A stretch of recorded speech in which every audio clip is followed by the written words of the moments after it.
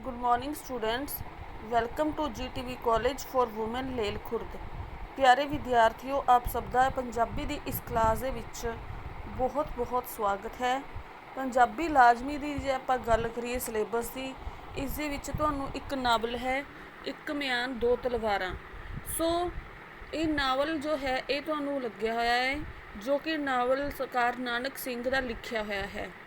ਕਹਿੰਦੇ ਇਸ ਨਾਵਲ ਦੇ ਵਿੱਚ ਮਤਲਬ ਭਾਰਤ ਦੀ ਆਜ਼ਾਦੀ ਦੇ ਨਾਲ ਜੋ ਵੀ ਇਨਕਲਾਬ ਇਤਿਹਾਸ ਦੇ ਨਾਲ ਲਿਖਿਆ ਗਿਆ, ਇਤਿਹਾਸ ਦੇ ਵਿੱਚ ਲਿਖਿਆ ਗਿਆ, ਉਹਨਾਂ ਦਾ ਹੀ ਸੰਬੰਧ ਹੈ ਕਿ ਕਿਸ ਤਰ੍ਹਾਂ ਦੇਸ਼ ਭਗਤਾਂ ਨੇ ਆਪਣੀਆਂ ਕੁਰਬਾਨੀਆਂ ਕੀਤੀਆਂ ਤੇ ਕਿਸ ਤਰ੍ਹਾਂ ਉਹਨਾਂ ਨੇ ਗਦਰ ਮਚਾਇਆ, ਪਰ ਉਹ ਜੋ ਗਦਰ ਹੈ ਸਫਲ ਨਹੀਂ ਹੋ ਸਕਿਆ। ਉਸ ਦੇ ਕੀ ਕਾਰਨ ਸੀਗੇ, ਕਿਹੜੀਆਂ ਉਹਨਾਂ ਨੂੰ ਰੁਕਾਵਟਾਂ ਆਈਆਂ, ਕਿਹੜੀਆਂ ਉਹਨਾਂ ਨੂੰ ਦਿੱਕਤਾਂ ਆਈਆਂ, ਇਹਨਾਂ ਸਾਰਿਆਂ ਦਾ ਜ਼ਿਕਰ ਇਸ ਨਾਵਲ ਦੇ ਵਿੱਚ ਦਿੱਤਾ ਹੋਇਆ ਹੈ। ਸੋ ਬਹੁਤ ਵਧੀਆ ਨਾਵਲ ਹੈ। ਆਪਾਂ ਸਾਰਿਆਂ ਨੇ ਪੂਰੇ ਧਿਆਨ ਦੇ ਨਾਲ ਵਧੀਆ ਤਰੀਕੇ ਦੇ ਨਾਲ ਇਸ ਨੂੰ ਸੁਣਨਾ ਹੈ ਤੇ ਪੜ੍ਹਨਾ ਹੈ। ਸਭ ਤੋਂ ਪਹਿਲਾਂ ਜੇ ਆਪਾਂ ਗੱਲ ਕਰੀਏ ਇਸ ਨਾਵਲ ਦੇ ਜੋ ਮੁੱਖ ਪਾਤਰ ਹੈ ਉਹ ਹੈ ਕਰਤਾਰ ਸਿੰਘ ਸਰਾਭਾ, ਜੋ ਕਿ 19 ਸਾਲ ਦੀ ਉਮਰ ਦੇ ਵਿੱਚ ਹੀ ਫਾਂਸੀ ਦਾ ਜਿਸਨੇ ਰੱਸਾ ਚੁੰਮ ਲਿਆ ਸੀ। ਦੇਸ਼ ਦੇ ਲਈ ਉਸਨੇ ਆਪਣੀ ਮਤਲਬ ਸ਼ਹੀਦੀ ਦਿੱਤੀ। ਤੇ ਉਸਦੇ ਨਾਲ ਹੀ ਮੁੱਖ ਪਾਤਰ ਹੋਰ ਕੌਣ ਹੈ? ਬੀਰੀ, ਜੋ ਕਿ ਉਸਦੀ ਇਸ ਦੇ ਵਿੱਚ ਪ੍ਰੇਮਿਕਾ ਦਿਖਾਈ ਗਈ ਹੈ। ਹੁਣ ਜੇ ਆਪਾਂ ਗੱਲ ਕਰੀਏ ਇੱਕ ਮਿਆਨ ਦੋ ਤਲਵਾਰਾਂ, ਇਸ ਨਾਵਲ ਦਾ ਨਾਮ ਕਿਉਂ ਹੈ? ਕਹਿੰਦੇ ਇਸ ਨਾਵਲ ਦਾ ਇਹ ਨਾਮ ਇਸ ਕਰਕੇ ਹੈ ਕਿ ਦੋ ਵਿਰੋਧੀ ਵਿਚਾਰਾਂ ਵਾਲੇ ਵਿਅਕਤੀ ਇੱਕ ਥਾਂ ਤੇ ਰਹਿ ਨਹੀਂ ਸਕਦੇ।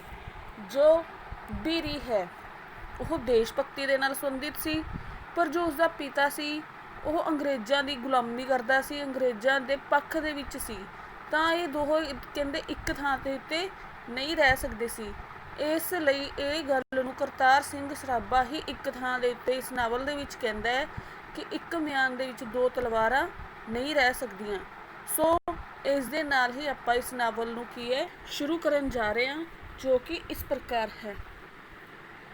ਕਹਿੰਦੇ ਇੱਕ ਮਿਆਨ ਦੋ ਤਲਵਾਰਾਂ ਨਾਵਲ ਪੰਜਾਬੀ ਸਾਹਿਤ ਦੇ ਪ੍ਰਸਿੱਧ ਨਾਵਲਕਾਰ ਨਾਨਕ ਸਿੰਘ ਦੀ ਰਚਨਾ ਹੈ। ਇਸ ਨਾਵਲ ਦਾ ਵਿਸ਼ਾ ਭਾਰਤ ਦੀ ਜੰਗੇ ਆਜ਼ਾਦੀ ਦੇ ਇਤਿਹਾਸ ਦੇ ਖੂਨੀ ਪੱਤਰੇ ਹਨ, ਜਿਨ੍ਹਾਂ ਦਾ ਸੰਬੰਧ 1914-15 ਦੇ ਵਿੱਚ ਗਦਰ ਪਾਰਟੀ ਵੱਲੋਂ ਦੇਸ਼ ਦੀ ਗੁਲਾਮੀ ਦਾ ਜੁੱਲਾ ਲਾਉਣ ਦੇ ਲਈ ਅੰਗਰੇਜ਼ ਸਰਕਾਰ ਦੇ ਵਿਰੁੱਧ ਪੈਦਾ ਕੀਤੇ ਗਏ ਵਿਦਰੋਹ ਤੇ ਇਸ ਦੇ ਲਈ ਕੀਤੀਆਂ ਲਾਸੀਨੀ ਕੁਰਬਾਨੀਆਂ ਦੇ ਨਾਲ ਹੈ। ਕਹਿੰਦੇ ਜਿਹੜਾ ਇਸ ਦਾ ਸੰਬੰਧ ਹੈ ਉਹ 1914-15 ਦੇ ਵਿੱਚ ਜੋ ਗਦਰ ਪਾਰਟੀ ਸੀ, ਕਹਿੰਦੇ ਉਸ ਵੱਲੋਂ ਦੇਸ਼ ਅੰਗਰੇਜ਼ਾਂ ਦੇ ਵਿਰੁੱਧ ਪੈਦਾ ਕੀਤੇ ਗਏ ਵਿਦਰੋਹ, ਅੰਗਰੇਜ਼ਾਂ ਦੇ ਵਿਰੁੱਧ ਉਹਨਾਂ ਨੇ ਵਿਦਰੋਹ ਕੀਤਾ ਸੀ, ਠੀਕ ਹੈ, ਤੇ ਕੁਰਬਾਨੀਆਂ ਦਿੱਤੀਆਂ ਸੀ, ਉਹਨਾਂ ਦੀ ਕਹਾਣੀ ਹੈ। ਕਹਿੰਦੇ ਇਸ ਸਮੇਂ ਅਮਰੀਕਾ ਅਤੇ ਕੈਨੇਡਾ ਦੇ ਵਿੱਚ ਗਏ ਭਾਰਤੀਆਂ ਦੇ ਨਾਲ ਬਹੁਤ ਸਾਰੇ ਵਿਤਕਰੇ ਅਤੇ ਜ਼ਿਆਦਤੀਆਂ ਦਾ ਕੀ ਹੈ ਸਾਹਮਣਾ ਕਰਨਾ ਪੈ ਰਿਹਾ ਸੀ। ਕਹਿਣ ਦਾ ਮਤਲਬ ਜਿਹੜੇ ਵੀ ਇੰਡੀਅਨ ਲੋਕ ਸੀ ਉਹ ਅਮਰੀਕਾ ਅਤੇ ਕੈਨੇਡਾ ਦੇ ਵਿੱਚ ਗਏ ਹੋਏ ਸੀ, ਅੰਗਰੇਜ਼ ਲੋਕ ਉਹਨਾਂ ਦੇ ਨਾਲ ਬਹੁਤ ਬਦਸਲੂਕੀ ਕਰਦੇ ਸੀ, ਜਿਸ ਕਾਰਨ ਉਹਨਾਂ ਨੂੰ ਆਪਣੀ ਗੁਲਾਮੀ ਦੇ ਅਹਿਸਾਸ ਬੜੀ ਸ਼ਿੱਦਤ ਦੇ ਨਾਲ ਮਹਿਸੂਸ ਹੁੰਦਾ ਸੀ। ਕਹਿੰਦੇ ਕੈਨੇਡਾ ਦੀ ਸਰਕਾਰ ਨੇ ਕਾਨੂੰਨ ਪਾਸ ਕਰਕੇ ਭਾਰਤੀਆਂ ਦਾ ਇੱਕ ਤਰ੍ਹਾਂ ਕੈਨੇਡਾ ਦੇ ਵਿੱਚ ਦਾਖਲਾ ਹੀ ਬੰਦ ਕਰ ਦਿੱਤਾ ਸੀ। ਕਾਮਾਗਾਟਾ ਮਾਰੂ ਦੇ ਦੁਖਾਂਤ ਇਸ ਦਾ ਹੀ ਸਿੱਟਾ ਸੀ। ਕਾਮਾਗਾਟਾ ਮਾਰੂ, ਦੇਖੋ ਤੁਸੀਂ ਇਹ ਘਟਨਾ ਬਾਰੇ ਸੁਣਿਆ ਹੋਣਾ, ਠੀਕ ਹੈ।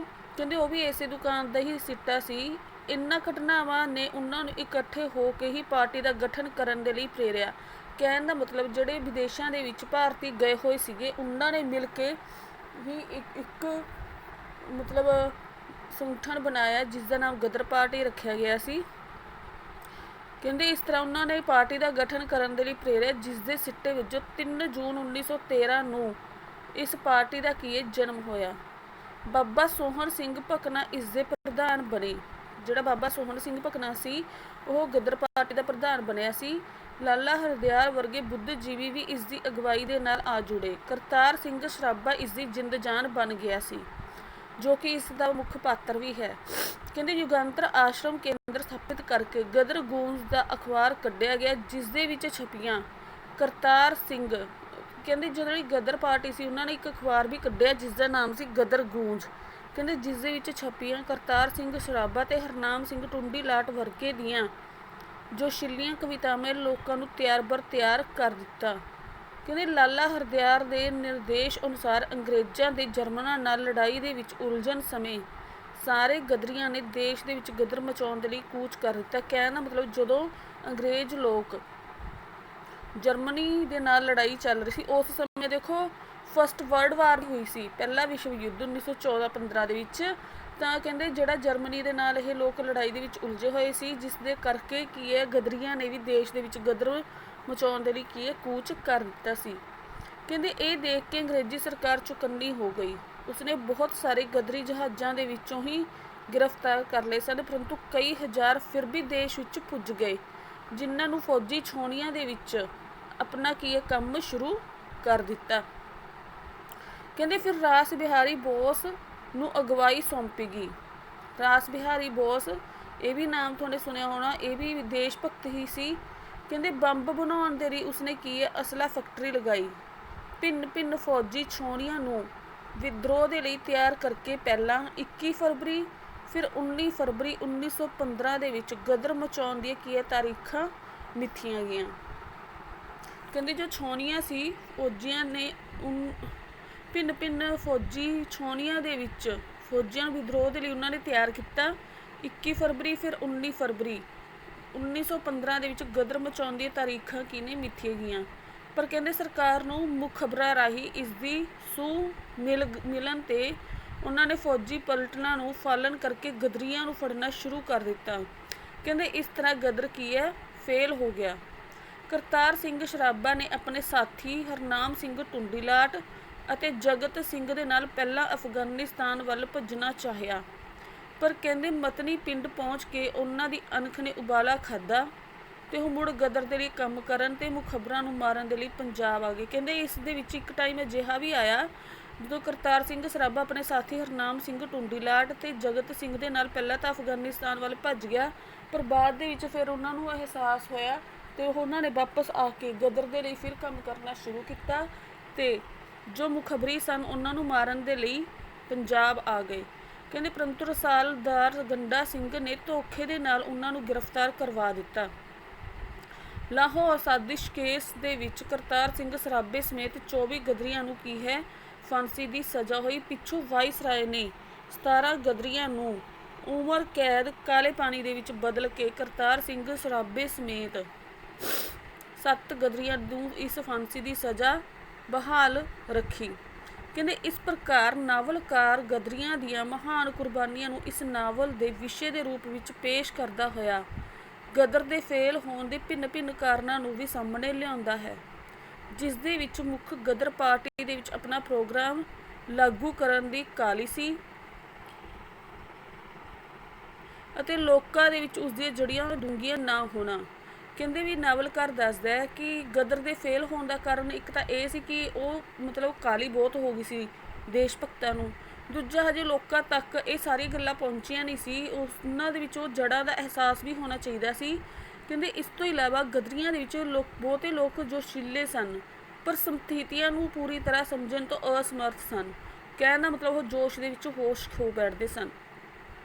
ਤੇ ਲੇਖਕ ਇਸ ਸੰਬੰਧੀ ਸੁਰਿੰਦਰਪਾਲ ਸਨਿਆਲ ਗਦਰ ਪਾਰਟੀ ਦੇ ਇਤਿਹਾਸ ਤੇ ਭਾਈ ਪਰਮਾਨੰਦ ਦੇ ਵਿਚਾਰ ਵੀ ਸਾਹਮਣੇ ਲਿਆਉਂਦਾ ਹੈ। ਕਹਿੰਦੇ ਇਸ ਤੋਂ ਇਲਾਵਾ ਲੇਖਕ ਨੇ ਉਸ ਸਮੇਂ ਸਰਕਾਰ ਪ੍ਰਸਤਾਂ ਦੇ ਖੁਦਗਰਜ਼ੀ ਭਰੇ ਨਾਅਰਿਆਂ ਨੂੰ ਵੀ ਇਸ ਨਾਵਲ ਦੇ ਵਿਸ਼ੇ ਵਿੱਚ ਕਾਫੀ ਥਾਂ ਦਿੱਤੀ ਹੈ। ਇਨ੍ਹਾਂ ਵਿੱਚੋਂ ਹਰਨਪੁਰ ਦਾ ਸੋਢੀ ਬਾਬਾ ਸੁਖਦੇਵ ਸਿੰਘ, ਮਲਕਪੁਰ ਦੇ ਟਿਵਾਣੇ ਤੇ ਕਈ ਹੋਰ ਪਰਿਵਾਰ ਅਤੇ ਖਾਨਦਾਨ ਸਰਗਰਮ ਸਨ। ਕਹਿੰਦੇ ਰਸਾਲਦਾਰ ਗੰਡਾ ਸਿੰਘ ਵੀ ਇਹਨਾਂ ਦਾ ਹੀ ਭਾਈਵਾਲ ਸੀ। ਕਿਰਪਾਲ ਸਿੰਘ, ਮੁੱਲਾ ਸਿੰਘ ਤੇ ਨਵਾਬ ਖਾਂ ਪਾਰਟੀ ਦੇ ਵਿੱਚ ਮੌਜੂਦ ਮੁਖਬਰ ਤੇ ਗੱਦਾਰ ਸਨ। ਮੁਖਬਰ ਮਤਲਬ ਖਬਰ ਕਰਨ ਵਾਲੇ, ਅੰਗਰੇਜ਼ਾਂ ਨੂੰ ਜਾ ਕੇ ਚੁਗਲੀ ਲਾਉਣ ਵਾਲੇ। ਇਹਨਾਂ ਦੇ ਵਿੱਚੋਂ ਕਿਹੜੇ ਕਿਹੜੇ ਸੀ? ਰਸਾਲਦਾਰ ਗੰਡਾ ਸਿੰਘ, ਕਿਰਪਾਲ ਸਿੰਘ, ਮੁੱਲਾ ਸਿੰਘ, ਨਵਾਬ ਖਾਨ। ਇਹ ਸਾਰੇ ਗਦਰ ਪਾਰਟੀ ਦੇ ਵਿੱਚ ਅੰਗਰੇਜ਼ਾਂ ਦੇ ਟੱਟੂ ਛੱਡੇ ਹੋਏ ਸੀ। ਕਹਿੰਦੇ ਇਹ ਸਾਰੇ ਸਰਕਾਰ ਦੀ ਪ੍ਰਸ਼ੰਸਾ ਦੇ ਪਾਤਰ ਬਣਨ ਤੇ ਉਹਨਾਂ ਤੋਂ ਨੇਕ ਨਾਮੀਆਂ ਤੇ ਜ਼ਗੀਰਾ ਲੈਣ ਦੇ ਲਈ ਕਾਲੇ ਸਨ। ਇਸ ਦੇ ਨਾਲ ਹੀ ਕਹਿੰਦੇ ਇਸ ਨਾਵਲ ਦੇ ਵਿੱਚ 1914-15 ਦੇ ਪੰਜਾਬੀ ਜੀਵਨ ਅਤੇ ਸੱਭਿਆਚਾਰ ਤੇ ਵਾਤਾਵਰਣ ਦੀ ਵੀ ਭਰਪੂਰ ਝਲਕ ਮਿਲਦੀ ਹੈ। ਸੋ ਕਹਿੰਦੇ ਸਮੁੱਚੇ ਤੌਰ ਤੇ ਨਾਵਲ ਦਾ ਜੋ ਵਿਸ਼ਾ ਹੈ ਉਹ ਇਤਿਹਾਸਿਕ ਹੈ ਤੇ ਮਹੱਤਵਪੂਰਨ ਹੈ। ਨਾਵਲਕਾਰ ਨੇ ਕਰਤਾਰ ਸਿੰਘ ਸਰਾਭੇ ਅਤੇ ਬੀਰੀ ਦੇ ਪ੍ਰੇਮ ਦਾ ਹਿੱਸਾ ਬਣ ਕੇ ਕਾਲਪਨਿਕ ਤੇ ਰੋਮਾਂਟਿਕ ਰੂਪ ਵੀ ਦਿੱਤਾ ਹੈ। ਸੋ ਇਸ ਪ੍ਰਕਾਰ ਇਹ ਜੋ ਨਾਵਲ ਹੈ ਇਹ ਇਸ ਦਾ ਹੀ ਵਿਸ਼ਾ ਹੈ ਕਿ ਕਿਸ ਤਰ੍ਹਾਂ ਗਦਰੀਆਂ ਨੇ ਗਦਰ ਮਚਾਇਆ, ਦੇਸ਼ ਦੇ ਲਈ ਕੁਰਬਾਨੀਆਂ ਕੀਤੀਆਂ। ਤੇ ਪਰ ਫਿਰ ਵੀ ਇਹ ਜਿਹੜਾ ਗਦਰ ਸੀ ਫੇਲ ਹੋ ਗਿਆ ਸੀ, ਕਿਉਂਕਿ ਇਸ ਪਾਰਟੀ ਦੇ ਵਿੱਚ ਕੁਝ ਅਜਿਹੇ ਵਿਅਕਤੀ ਵੀ ਸਨ ਜੋ ਕਿ ਅੰਗਰੇਜ਼ਾਂ ਨੂੰ ਮੁਖਬਰੀ ਕਰਦੇ ਸਨ। ਦੂਜਾ ਕਾਰਨ ਇਹ ਸੀ ਕਿ ਉਹਨਾਂ ਨੇ ਕਾਹਲੀ ਕੀਤੀ, ਲੋਕਾਂ ਤੱਕ ਅਜੇ ਇਸ ਦੀ ਪਹੁੰਚ ਵੀ ਨਹੀਂ ਸੀ, ਜਿਸ ਕਰਕੇ ਇਹ ਫੇਲ ਹੋ ਚੁੱਕਾ ਸੀ। ਉਮੀਦ ਹੈ ਕਿ ਤੁਹਾਨੂੰ ਇਸ ਦਾ ਵਿਸ਼ਾ ਸਮਝ ਆ ਗਿਆ ਹੋਊਗਾ। ਧੰਨਵਾਦ।